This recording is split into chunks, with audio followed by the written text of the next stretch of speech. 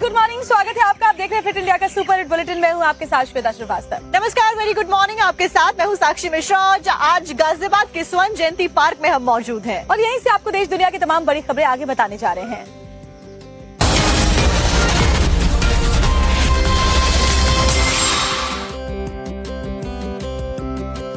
और fit India के super hit bulletin की शुरुआत करते हुए बड़ी खबर का रुख करेंगे। प्रधानमंत्री नरेंद्र मोदी आज बिहार के दौरे पर रहेंगे और यहाँ पर तमाम जो योजनाएं हैं उनकी सौगात बिहार के वासियों को मिलने वाली है। तो शुरुआत होगी उनके बिहार के दौरे की सीवान से, और सीवान में जब वो मौजूद होंगे तो संबोधित भी लोगों को कर सकते हैं। 12 बजे का वो वक्त होगा आज का जब प्रधानमंत्री वहाँ पर मौजूद रहने वाले हैं। सीवान में करोड़ों की परियोजनाओं की सौगात भी पीएम देंगे। जल, स्वास्थ्य और ऊर्जा समेत तमाम जो योजनाएं हैं उनकी सौगात आज बिहार में पीएम नरेंद्र मोदी देने वाले हैं। और प्रधानमंत्री मोदी का ये दौरा क्यों खास है, आपको दिखाते रिपोर्ट।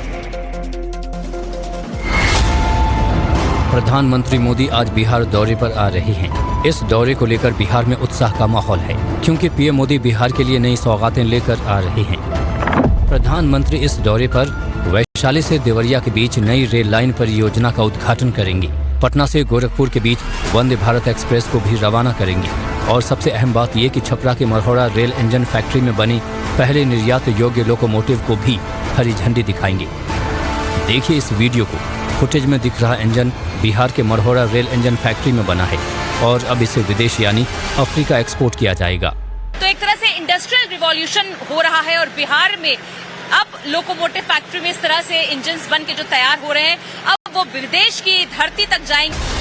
बिहार में बनने वाला ये इंजन आधुनिक तकनीकों जैसे रीजनरेटिव ब्रेकिंग, एसी प्रोपल्शन और माइक्रो प्रोसेसर कंट्रोल से लैस है। प्लांट की कैपेसिटी को इनहेंस किया गया है। पहले यहाँ पर प्रत्येक 3 दिन में एक लोकोमोटिव तैयार होता था, अब यहाँ पर हर दूसरे दिन एक लोकोमोटिव तैयार होगा और उसको हम लोग एक्सपोर्ट करेंगे। बिहार में बने 150 आधुनिक रेल इंजन अब अफ्रीकी देश गिनी एक्सपोर्ट किया जाएगा। ये डील करीब 3000 करोड़ की है।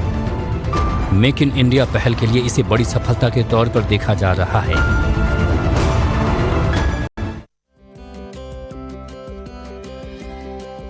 और चलिए अब आपको ये भी बताते हैं कि क्यों है महत्वपूर्ण वंदे भारत। जरा देखिए कि पूरे देश में कनेक्टिविटी को लेकर के प्रधानमंत्री का जो विजन है वो एक बार फिर से अब बिहार के लिए भी एक बहुत बड़ी सौगात साबित होने वाला है।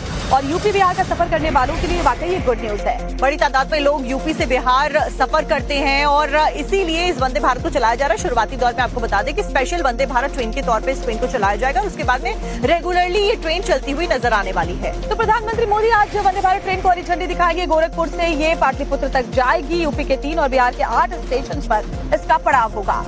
इस बीच गोरखपुर और पटना के बीच में चलने वाली इस वंदे भारत ट्रेन से अब सफर और भी ज्यादा आसान हो जाएगा। इस बीच ग्राफिक्स के जरिए आपको बताते हैं कि कैसे ये वंदे भारत ट्रेन, जिसकी सौगात आज प्रधानमंत्री देने वाले हैं, कई मायनों में खास है, क्योंकि पहले इसको स्पेशल ट्रेन के लिए चलाया जाएगा और उसके बाद में रेगुलरली ऑपरेट करती हुई नजर आएगी।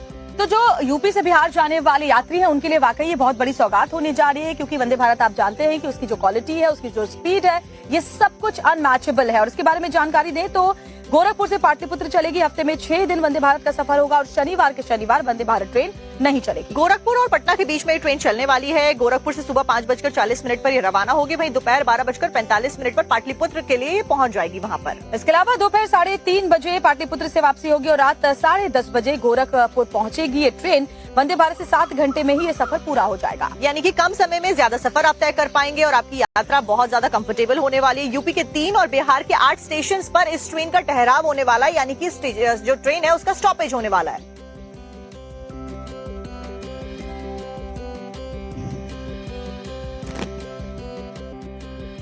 और एक और बड़ी खबर आपको बताते हैं उस मामले से जुड़ी हुई जिसने पूरे देश को झकझोर कर रख दिया था। जी हां, राजा रघुवंश की हत्याकांड। और अब जो अहम पड़ाव है इसकी जांच का वो सामने आ चुका है। सोनम और राज कुशवाहा को आमने सामने बिठाकर पूछताछ होने वाली है। सवाल जवाब किए जाएंगे, क्योंकि सीधे तौर पर सोनम को जिम्मेदार ठहराया जा रहा था कि अपने पति के हद तक सोनम रहती है और अब दोनों को आमने सामने बिठाकर पूछा जाएगा। सोनम और राज को 2 दिन की पुलिस रिमांड में भेज दिया गया है। बाकी तीनों आरोपियों को 14 दिन की न्यायिक हिरासत में भेजा गया है। तो राजा रघुवंश हत्याकांड में अभी कितने किरदार हैं, ये परत दर परत खुलासा हो रहा है। और अब एक सोनम को लेकर नहीं की पुलिस रिमांड पर भेजा गया है। ऐसी उम्मीद है कि कुछ बड़े खुलासे हो सकते हैं। रिपोर्ट दिखाते हैं।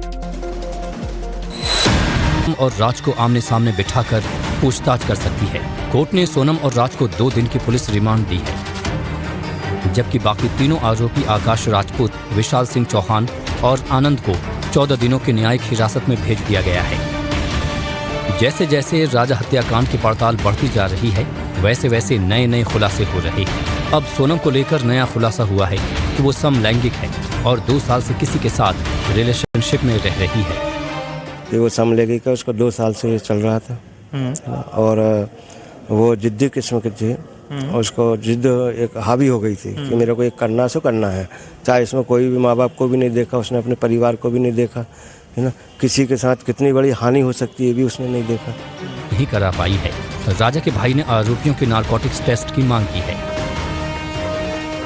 गुमराह करके इतनी चीजों को समझाना उलझाना, इसे सारी जबरदस्ती काय के लिए करी है, इन्हें नार्को टेस्ट की जांच होगी तो शादी क्यों करी है, किसने इसको जबरदस्ती करवाई थी, ये सब मालूम पड़ेगा अपने को, तो उनका हक बनता, उनको जेल होना चाहिए। अब देखना होगा कि अगले 48 घंटों में राजा हत्याकांड में क्या बड़ा खुलासा है। लेकिन जिस तरह से इस केस में एक के बाद एक नई परतें खुल रही हैं, ऐसे में ये दिलचस्प होगा कि इस कहानी का अंत कहां पर होता है।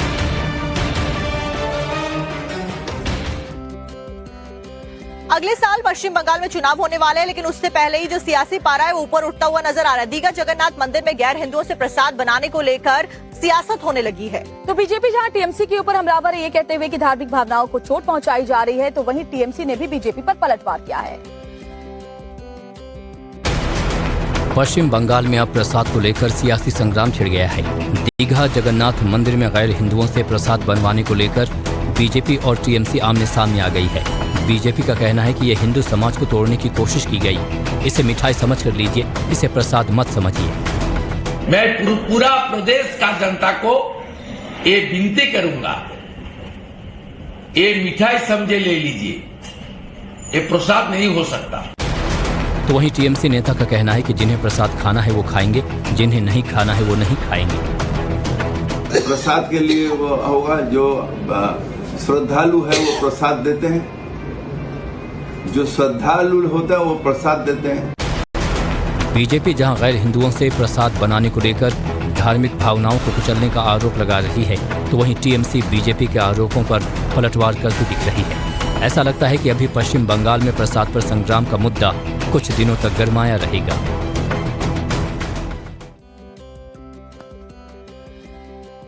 तो दिल्ली एनसीआर में तो साक्षी आज भी गर्मी है और आज भी हम पसीने से परेशान हो रहे हैं। उमस भरी गर्मी है, लेकिन उम्मीद यही है कि यहाँ भी बारिश जल्दी हो, क्योंकि मौसम विभाग ने 20 ऐसे राज्य हैं जहाँ के लिए बारिश का अनुमान जताया है। हालांकि कुछ हफ्तों से जिस तरीके से की भीषण गर्मी पड़ रही थी उससे राहत जरूर मिली है, लेकिन मानसून की एंट्री को लेकर कयास लगाए जा रहे हैं। उत्तर भारत में खास करके मध्य प्रदेश, छत्तीसगढ़, झारखंड में ऑरेंज अलर्ट जारी किया गया। महाराष्ट्र, बिहार में भी भारी बारिश की चेतावनी जारी की गई है और कई ऐसे इलाके हैं जहां लगातार बारिश हो रही है, जिसकी वजह से पूरा इलाका, खासतौर पर जो निचले इलाके हैं वो जलमग्न नजर आ रहे हैं। लोगों को नाव तक का सहारा लेना पड़ रहा है। मध्य प्रदेश, छत्तीसगढ़, झारखंड के लिए तो ऑरेंज अलर्ट जारी कर दिया गया है।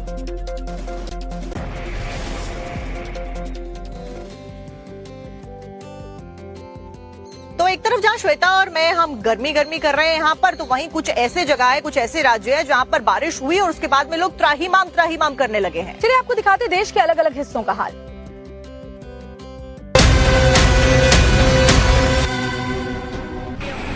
क्या इंसान, क्या भगवान, आसमानी कहर में सब त्राहिमाम।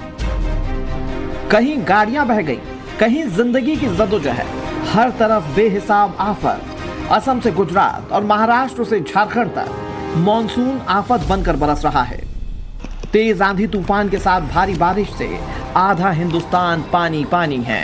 नदियां उफान पर हैं, डैम्स ओवरफ्लो हो रहे हैं, गांव के गांव पानी में डूब चुके हैं। सैलाब का सितम अब इंसानों पर भी कहर बनकर टूट रहा है। तस्वीरें बिहार के गया की हैं, जहां भारी बारिश के बाद फल्गु नदी में अचानक बाढ़ आ गई। नदी का पानी बढ़ा तो 6 लाइन पुल के नीचे काम कर रहे 10 से 12 लोग पानी के बीच फंस गए। इसके बाद जब मदद की गुहार लगाई तो एसडीआरएफ की टीम पहुंची, पुल के ऊपर से रस्सी डाली और एक एक कर सभी लोगों को बचा लिया गया। लातेहार के बालूमाथ में बीते 24 घंटे से हो रही बारिश के बाद तेतरिया खांड नदी में अचानक बाढ़ आ गई। अचानक आए पानी से मिट्टी का कटाव हुआ तो नदी किनारे खड़ा एक ट्रक नदी में गिर गया। आनन फानन में जेसीबी मशीन मंगवाई गई और ट्रक को खींचकर बाहर निकाल लिया गया। ट्रक को समय रहते निकाल लिया गया, लेकिन इस बाइक सवार की किस्मत अच्छी नहीं थी। तस्वीरें झारखंड के ही चतरा की हैं, जहां भारी बारिश के बाद पुल के ऊपर से पानी बहने लगा। इस दौरान जब एक बाइक सवार ने इसे पार करने की कोशिश की तो बाइक समेत पानी में बहने लगा। गनीमत ये थी कि मौके पर कुछ लोग मौजूद थे। जिन्होंने बाइक सवार को तो बचा लिया, लेकिन बाइक पानी में ही बह गई। झारखंड के ही रामगढ़ की तस्वीरें देखिए। लगातार बारिश के बाद दामोदर नदी और भैरवी नदी उफान पर आ गई। हालात ये कि नदी का पानी घाटों को पार कर शहर की तरफ बढ़ रहा है। नदी में उफान के बाद रजप्पा के छिन्नमस्तिका मंदिर के परिसर में बेहिसाब पानी भर गया। वहीं प्रशासन ने भी लोगों से नदी किनारों से दूर रहने की अपील की है। तो इस वक्त कई राज्यों में मानसून एक्टिव हो चला है और मानसून और तेज बारिश की वजह से कई जगह हादसों की खबर भी सामने आ रही है। छत्तीसगढ़ के जशपुर से कुछ ऐसी तस्वीर सामने आई जहां पर एक तेज बहाव में सैलाब में एक भारी भरकम ट्रैक्टर फंस गया। आपको दिखाते हैं। तस्वीरें छत्तीसगढ़ के जशपुर नगर की हैं, जहां ये ट्रैक्टर पानी की तेज धार में फंस गया। पानी का बहाव ऐसा कि मानो भारी भरकम ट्रैक्टर को बहा ले जाएगा। घटना गुरुवार की है। मनोरा ब्लॉक के डूमरटोली में इस ट्रैक्टर चालक ने लावा नदी पर बने पुल को पार करने की कोशिश की और पानी के तेज बहाव में फंस गया। पानी के बहाव में फंसकर ट्रैक्टर के सामने का हिस्सा तिरछा हो गया। अच्छी बात यह रही कि ट्रैक्टर में लगा लोहे का हल सीमेंट से बने एक खांचे में फंस गया और ट्रैक्टर चालक की जान बच गई। घटना की खबर मिलने पर एसडीआरएफ के जवान गोताखोरों के साथ मौके पर पहुंचे और लाइफ जैकेट पहनकर ड्राइवर को निकालने की कोशिश की, लेकिन कामयाबी नहीं मिली। जशपुर में बीते 2 दिन से भारी बारिश हो रही है, जिससे नदियां उफनाई हुई हैं।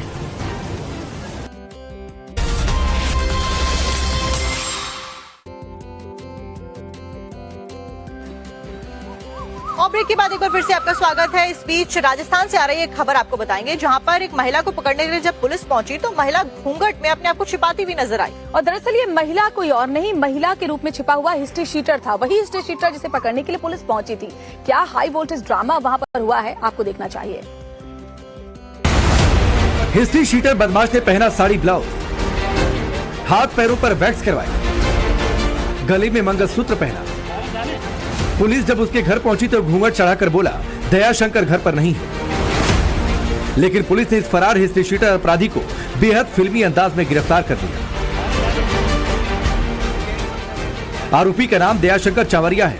वो महिला के वेश में छिपा था, पुलिस को चकमा देने की कोशिश कर रहा था। गिरफ्तारी के समय वो साड़ी ब्लाउज और पेटीकोट पहने हुए घर के कोने में चुपचाप बैठा था।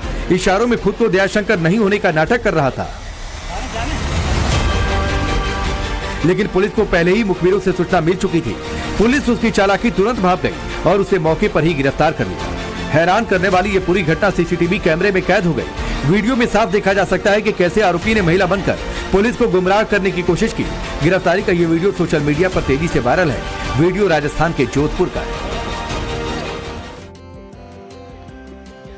रील बनाने का नशा लोगों पर आजकल इस कदर छाया हुआ है कि रील बनाने के लिए वो कुछ भी कर गुजरने को तैयार हैं। सोशल मीडिया पर फेमस होने के लिए ऐसी तस्वीरें आए दिन सामने आ रही हैं। ताजा मामला एक ऐसा है जहां पर लाइसेंसी बंदूक का इस्तेमाल रील बनाने के लिए कैसे किया गया, आप खुद ही देखिए।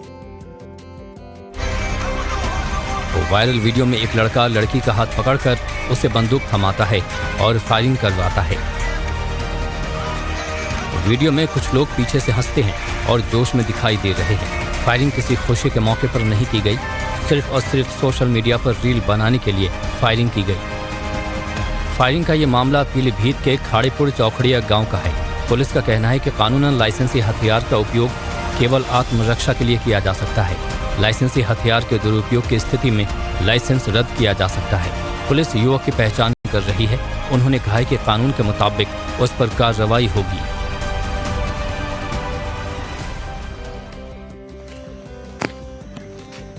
और अब बात करते हैं केदारनाथ से आ रही खबर की। कुछ लोग अपने घर से केदारनाथ के लिए यात्रा करने के लिए निकले, लेकिन इस तीर्थ यात्रा के दौरान पैदल मार्ग पर उनके साथ में मारपीट हो जाती है। और आखिर ऐसा हुआ क्यों ये पूरा बवाल मचा है, आपको भी दिखाते हैं इस रिपोर्ट में पूरी खबर क्या थी। चारधाम में केदारनाथ धाम का एक वीडियो वायरल है। वीडियो में कुछ लोग एक युवक के साथ मारपीट करते नजर आ रहे हैं। जानकारी के मुताबिक पैदल मार्ग में स्थानीय टेंट संचालकों और यात्रियों के बीच किसी बात को लेकर बहस हुई। वो बहस बढ़ते बढ़ते मारपीट में बदल गई। खबरें ये भी आ रही है कि टेंट संचालकों ने एक महिला यात्री को थप्पड़ भी जड़ दिया। पुलिस प्रशासन का कहना है कि केदारनाथ यात्रा के दौरान यात्रियों के साथ मारपीट की घटनाएं चिंता का विषय है। इस तरह की घटनाएं न केवल यात्रियों के लिए असुरक्षित है, बल्कि केदारनाथ यात्रा की छवि को भी खराब करती है। वायरल वीडियो को संज्ञान में लिया गया है इस वीडियो के आधार पर आरोपियों की पहचान हो रही है। हालांकि किसी ने भी अभी कोई शिकायत नहीं की है, लेकिन पुलिस तत्पर है और किसी भी श्रद्धालु को कोई परेशानी न हो, इसके लिए हर संभव प्रयास जारी है। शासन और प्रशासन का मकसद है कि श्रद्धालुओं को केदारनाथ यात्रा का एक सुखद और यादगार अनुभव हो।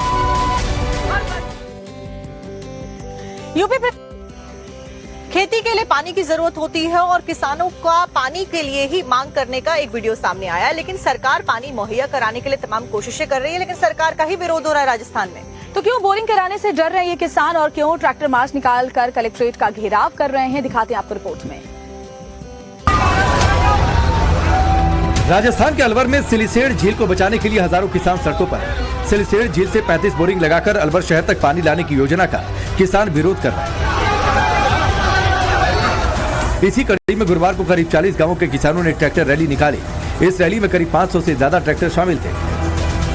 जयपुर रोड के रास्ते किसान शहर में कलेक्ट्रेट दफ्तर तक आना चाहते थे, लेकिन शहर में दाखिल होने से पहले ही पुलिस प्रशासन ने प्रदर्शनकारी किसानों को रोक दिया। इस दौरान हाईवे पर बैरिकेड लगाए गए, जिससे अलवर जयपुर हाईवे बंद हो रहा है।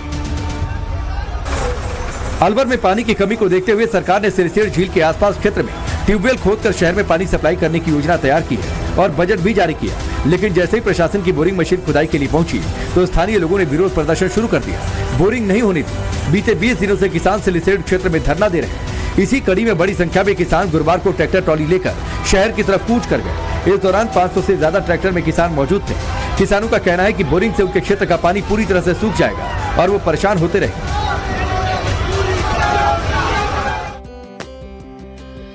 तापमान में इजाफा जैसे ही हुआ, कारों में आग लगने की खबर एक के बाद एक अलग अलग शहरों से सामने आई है और ताजा मामला जो है प्रयागराज से है, जहाँ एक कार भी सड़क पर धू धू कर जलने लगी। आखिरकार ये आग गाड़ी में लगी तो लगी कैसे और उसके बाद में जो तस्वीरें सामने आई वो कैसी थी और आग को बुझाया कैसे गया, देखिए रिपोर्ट। अचानक खड़ी कार में आग लग गई। कार धू धू कर जलने लगी। ऊंची ऊंची लपटें उठने लगी। चारों तरफ काले धुएं का गुबार छा गया। वीडियो प्रयागराज के यूनिवर्सिटी रोड का है, जिसके बाद इलाके में अफरा तफरी मच गई। लोगों की भीड़ जमा हो गई। लोगों ने फौरन पुलिस और फायर ब्रिगेड को सूचना दी। मौके पर पहुंची फायर ब्रिगेड की टीम ने 10 मिनट में आग पर काबू पा लिया, लेकिन तब तक कार पूरी तरह जलकर खाक हो गई। आग लगने की वजह कार में शॉर्ट सर्किट मानी जा रही है। अच्छी बात यह थी कि जिस समय हादसा हुआ उस वक्त कार में कोई सवार नहीं था और आग आसपास की दूसरी गाड़ियों या संपत्ति तक नहीं पहुंच सकी। यदि समय रहते आग न बुझाई जाती तो एक बड़ा हादसा हो सकता था, क्योंकि घटनास्थल के पास पैदल चलने वालों की आवाजाही रहती है। पुलिस ने कार मालिक की पहचान कर ली है और पूछताछ की जा रही है। खबर अब आप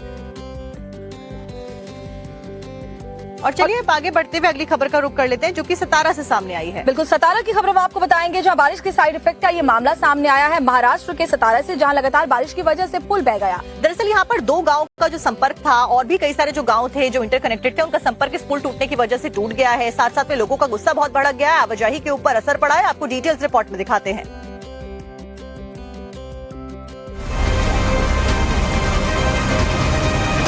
देखिए इन तस्वीरों को, पानी हाहाकार मचा रहा है।